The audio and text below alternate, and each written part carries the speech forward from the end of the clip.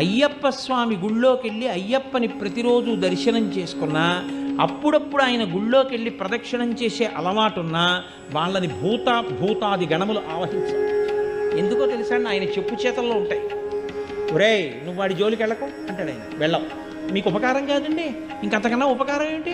వాళ్ళు వచ్చి మీ మీద పడిపోయారు అనుకోండి, ఎన్నుంటే మాత్రం ఉపయోగం ఏముంది? వాళ్ళు మీద పడిపోకుండా ఆయన కాపాడతారు. శివుడి తర్వాత శివుడెంతగా భూతగణముల మీద అధికారం ఉన్నవాడు ఆయన.